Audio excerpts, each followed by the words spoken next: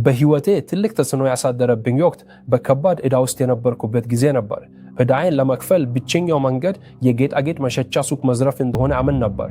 ምክንያቱም ሌላ መውጫ መንገድ ወይም መፍትሄ እንደሌለኝና ይህን ወንጀል መፈጸም ብቻ አማራጭ እንደሆነ አስብ ነበር። ያደግኩት ቤተሰቦቼ ማለትም የወንድሜ አባትና እናቴ በሱ ክህደት ምክንያት ብዙ ጊዜ ሲጣሉ እያየሁ ነው። አንዳንድ ጊዜ በዙሪያ ያሉ ነገሮች ይወድሙ ነበር። ስለዚህ አንዳንድ ጊዜ ኩሽናው ወይም የሚጣሉበት ቦታ ሁሉ ይበላሽ ነበር። በግድግዳው በኩል ተበትሶ እየተሰማኝ የተኛ ነበር። ፖሊሶች አልፎ አልፎ ወደ ቤት እየመጡ ደህንነታችንን ያረጋግጡ ነበር። እኔና ታናሽ ወንድሜ በአደገኛ ሁኔታ ውስጥ አለመሆናችንን ለማረጋገጥ ማለት ነው። ይህ ሁኔታ የቀጠለው የወንድሜ አባትና እናቴ እስከተለያዩበት ጊዜ ድረስ ነበር። ከዚያም የወንድሜ አባት ወደ መጀመሪያዋ ማለትም ወደ መጀመሪያ ልጁ እናት ተመለሰ። እጅም በእናቴ ላይ ከፍተኛ ስቃይ ፈጠረባት። ያንንም ስቃይ በእኛ ላይ ታወጣው ነበር። በጣም የሚጎዱ ቃላትን ትናገረን ነበር። አንዳንድ ጊዜ ቅጣቷ ከልክ ያለፈ ይሆን ነበር። አንዳንዴ ደግሞ ከሌሎች ሰዎች ጋር በተለያዩ ግንኙነቶች ውስጥ ስትገባ ትታይ ነበር። ጂም ስለ ሴቶች ያለኝን አመለካከት ሙሉ በሙሉ አበላሸው። ሴቶች ፍላጎቴን ከማሟላት ውጪ ምንም ጥሩ ባህሪ እንደሌላቸውና ፍላጎቴ ከተሟላ በኋላ ሌላው ነገር እነሱ ምንም በዚያ መልኩ ለኔ ምንም ፋይዳ እንደሌላቸው አስብ ነበር። በቤት ውስጥ ያየሁት መከፋፈል ወደ ውጭ እንደወጣና ጓደኞችንና የውጭ ሰዎችን እንደ ቤተሰቤ እንድቆጥር አደረገኝ። በቤት ውስጥ የቤተሰብ መዋቅር ባለማየቴና በውስጤ በነበረው ስብራት ምክንያት መጥፎ ባህሪያትን መኮረጅ ጀመርኩ። እነሱን እንደ ታላቅ ወንድም፣ ታላቅ እህት ወይም እንደ አባት በማየት ከነሱ ዘንድ ተቀባይነትን መፈለግ ጀመርኩ። እነሱን ለማስደመምም ተለያዩ ነገሮችን አደርግ ነበር። ሌባ ሆንኩ። ከተለያዩ ሱቆች እሰርቅ ነበር። ሰዎችን ዘርፍ ነበር። እነሱን ለማስደመም ብቻ ማንኛውንም ነገር ዘርፍ ነበር። ለጓደኝነታችን ዋጋ እንዳለኝ ለማሳየትና ከነሱ ዘንድ እውቅና ለማግኘት ማለት ነው። ይህም ከእውነተኛ ቤተሰቦቼ ጋር ብዙ ችግሮች እንዲፈጠሩ አደረገ።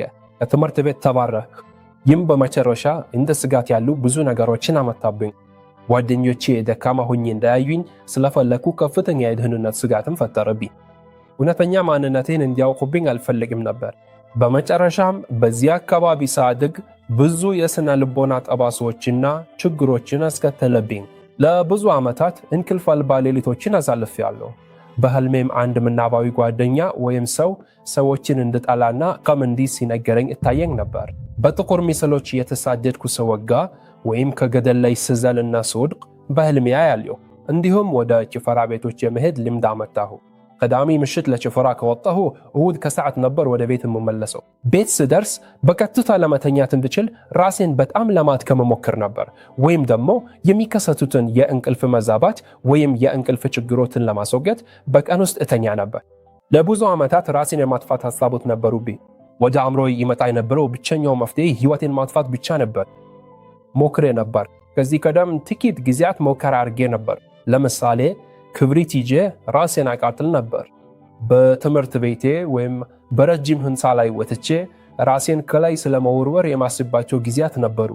ጥቂት ጊዜያት ቢላዋ ደረቴ ላይ አድርጌ እንዲህ ወደፊት ብገፋው ህይወቴን ማጥፋት እንደምችል አስብ ነበር። ውጭ በመሆንበት ጊዜም እንኳ ሰዎች መሳሪያ ወደሚይዙባቸው አደገኛ ሁኔታዎች ውስጥ ገባ ነበር። በመካከላቸው ቆሜ ጀግና ለመሆን በማሰብ እናም ይህ ህይወቴን እንዲያተፉት እድል እንደሚሰጣቸውና ያጋጠሙኝን ችግሮች ማስወገድ እንደምችል ሁልጊዜ አስብ ነበር። አሁን ባሳለፍኳቸው ልምዶች ምክንያት ለዕዳም ተዳርጌ ነበር። ዕዳው የመጣው ጓደኛዬን በመርዳቴ ነበር። በመጨረሻም ጓደኛው በወቅቱ ከነበረችው የትዳር አጋሩ ጋር ግንኙነት ጀመረ። በመጨረሻ ተለያዩና ዕዳውን ለኔ ብቻ ትተውልኝ ሄዱ። በዚህም ምክንያት የጌጣጌጥ መሸጫ ሱቅ እንዲሁም የውርድ መሸጫ ሱቅ ዘረፍኩ። ገንዘቡን አግኝቼ ዕዳውን መክፈል እንደምችል በማሰብ በመጨረሻም የሆነው መጀመሪያ በታቀደው መንገድ አልተተናለከም። ዝርፊያውን ሲያቅድ የነበረው ዋናው መሪ በፖሊስ ተያዘ። ሽጉጡ ተሰጠኝና በወቅቱ ሽጉጡን የምደበቅበትን መንገድ ለመፈለግ ወይም ራሴን ለመደበቅ ወደ አንድ ጓደኛዬ ቤት ለመሄድ በአካባቢው ዞር ነበር። የሚገርመው ደግሞ ሽጉጡን ከደበቅኩበት ቦታ ለመውሰድ ስንሄድ ፖሊሶች ከአንድ ሱቅ ወጡ። በወቅቱ ፖሊሶች ከሽጉጡ ጋር ቢያገኙኝ ለግድያ ወይም በቅርቡ ለተፈጸመ ተኩስ መዋሉን እርግጠኛ አልነበርኩም። ስለዚህ እኔ ሽጉጡ በእጄ እያለ ሊያስቆሙኝና ሊፈትሹኝ ይችሉ ነበር። እናም ሽጉጡ ቀደም ሲል ለምን እንደዋለ በመወሰን አሁን ከ5 እስከ 12 ዓመት ታስሬ ቆይ ነበር። ከዚያም በመጨረሻ እኔና ጓደኛዬ ተነጋገርን። ጓደኛዬ በጣም ግልጽ ነበር። በህይወታችን ምንም ያላሳካንበት ደረጃ ላይ መድረሳችንን ገለጸልኝ። በወቅቱ የነበረኝን የጭንቀት የፍርሃትና የደህንነት ማጣት ስሜት ሳስብ እናም ያንን እንደ እስር ቤት ወዳለ አስቸጋሪ አካባቢ ይዤው ስገባ በመጨረሻ የምወስደው ቀጣዩ አማራጭ ራሴን ማጥፋት እንደሚሆን አውቅ ነበር። ለዚህም ነው ራሴን መርምሬ ኃላፊነት መውሰድ የጀመርኩት። ከዚያም ቤተ ክርስቲያን መፈለግ ጀመርኩ። ወደ ተለያዩ አብያተ ክርስቲያናት ሄድኩ። በነበረኝ ልምድ ምክንያት ግን አሉታዊ ተጽዕኖ ነበረው። እዚያ የነበሩ ብዙ ወጣቶች በታሪኮችና በወቅቱ በነበረኝ ሁኔታ በጣም ተጽዕኖ ይደርስባቸው ነበር። ይህን በራሴ ላይ ዝቅተኛ ግምት እንዲኖረኝ አደረገኝ። ምንም ዋጋ እንደሌለኝና በሄድኩበት ሁሉ መጥፎ ተጽዕኖ የማሳደር መጥፎ ሰው እንደሆንኩ እንዲሰማኝ አደረገኝ። ዩሲኬጂ መሄድ እስከ ጀመር ድረስ። መጀመሪያ ላይ መንገድ ላይ ነው የተቆምኩት። የተለየ ነገር ይኖራል ብዬ አላሰብኩም ነበር። ነገር ግን የወጣቶቹ አቀራረብ በጣም የተለየ ነበር። በጣም ልክ ሆነው መጡ። በጣም እውነታዊ ነበሩ። ይህ የተለየ ነው እንድል የሳበኝ ነገር እሱ ነበር። ማንነቴንና በወቅቱ ምን አደርግ እንደነበር ስገልጽላቸው እንኳን እነሱ ምንም አልደነገጡ። አቀራረባቸው ልክ እሺ አንተ የምታደርገው እሱን ነው፣ እኛ ግን የምናደርገው ይህንን ነው የሚል ይመስል ነበር። እናም ይህ ሁኔታ አካባቢው ከዚህ ቀደም ካጋጠመኝ ነገር ፍጹም የተለየ እንደሆነ እንዲሰማኝ አደረገኝ። መጀመሪያ ላይ ነገሩ ያን ያህል ቀላል አልነበረ። በቤተ ክርስቲያን ውስጥ 16 ዓመታትን አሳልፌያለሁ። እግዚአብሔርን አላውቀውም ነበር። እውነቱ እሱ ነበር። እግዚአብሔርን አላውቀውም ነበር። ሌሎች ሰዎች ሲናገሩ የምሰማው አይነት ቅርብ አልነበረኝም። እነሱ ከእግዚአብሔር ጋር እንደሚነጋገሩና እግዚአብሔርም እንደሚያናገራቸው፣ ለእኔ ግን ዝም ብሎ ሃይማኖታዊነት ብቻ ነበር። ዝም ብሎ ልማድ ነበር። ብዙ በራስ የመተማመን ችግሮች ነበሩብን። በዙሪያዬ ባሉ እግዚአብሔርን በራሳቸው አውቀው በሕይወታቸው በሚያድጉ ሰዎች በጣም ቀና ነበር። እኔ ግን አላደኩም ነበር። መከኛ ሆንኩ። በጣም ኩሩ ሆንኩ። በጣም እጨነቅ ነበር። በራሴ ውስጥ በጣም ግራ ተጋብቼ ነበር። እናም በዛ ምክንያት ራሴን መመልከት ጀመርኩና በእውነት ሕይወቴ እንዲሆን ነው የምፈልገው አልኩ። ምክንያቱም በዛ ቅጽበት በሞት ወደ በረከት ወይም ወደ ደስታ ቦታ እንደማልሄድ አውቅ ነበር። ወደ ስቃይ ቦታ ነበር የምሄደው። እናም እዛ መሄድ አልፈለግኩኝ። ስለዚህ በራሴ ላይ የበለጠ ማሰብ ጀመርኩና ማንነቴን ለእግዚአብሔር ለመግለጽ በጣም ቅን መሆን ጀመርኩ። በእምነት ዘመቻው ላይ ተካፈልኩ። ምክንያቱም የህይወት ለውጥ ማየትና መንፈሱን በመቀበል እግዚአብሔርን ማወቅ እፈልግ ነበር። ወደ መሰዊያው የሄድኩበትና ማንነቴን ሁሉንም ነገርን በመሰዊያው ላይ ያቀረብኩበት ቀን ነበር። ቀደም ሲል ውሸታም ከነበርኩ እውነትን መናገር ጀመርኩ። ሱስ ከነበረብኝ ያንን ሱስ አጋልጬ ተወዋየሁ። በቤተ ክርስቲያን ውስጥ የበለጠ መገኘት ካለብኝ ለእግዚአብሔር ማንነት ይህ ነው መሆን አልፈልግም፣ ነገር ግን አንተ እንደሆነ የምትፈልገውን መሆን ፈልጋለሁ ብዬ ለማሳየት ራሴን ዝግጁ አደርጋለሁ። እናም ከዚያ ቀን ጀምሮ በህይወት ያጋጠመኝ የማያውቅ ተነሳሽነትና ዓላማ በውስጤ ተፈጠረ። ከጥቂት ቀናት በኋላም የመንፈስ ቅዱስን ሙላት ተቀበልኩ። በዛም ማንነቴን እንድረዳ የሚያደርግ የራስነት ስሜት ሰጠኝ።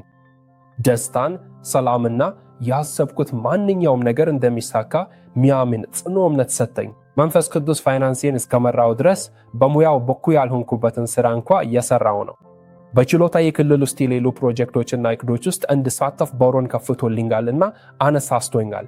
አሁን ዕዳዎቼን መክፈል እንድችልና ለውጥ ማምጣት እንድችል አድርጎኛል። አሁን ደግሞ መንፈስ ቅዱስ በሰጠኝ መመሪያና አመራር ምክንያት እንደ ጓደኞችና ቤተሰብ ያሉ ሌሎች ሰዎችን ገንዘባቸውን እንዲያስተዳድሩ መርዳት እስከምችልበት ደረጃ ደርሻለሁ። እንዲሁም ከእግዚአብሔር ሴቶች ጋር ያለኝ ግንኙነት አሁን አብሪያት ያለሁት የእግዚአብሔር ሴት በረከት ሆናለች።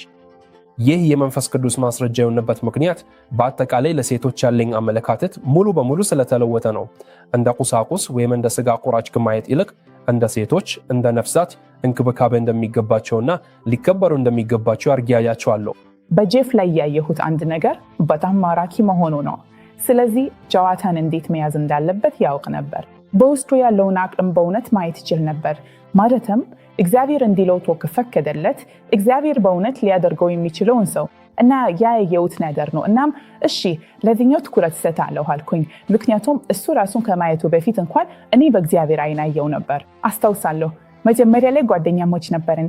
ስለዚህ እንዲያውም የጠየቀኝን አስታውሳለሁ። ለምንድን ነው ስለ እኔ የምትጨነቂው? እናም አልኩት ምክንያቱም እኔ አንተን የማየው በእግዚአብሔር ዓይን ነው። እግዚአብሔር በአንተ ስለሚያምን እኔም በአንተ አምናለሁ አልኩት። አሁን ደግሞ አብረንን ታውቃላችሁ ታጭተናል። በሚቀጥሉት ጥቂት ሳምንታት ውስጥ እንገባለን።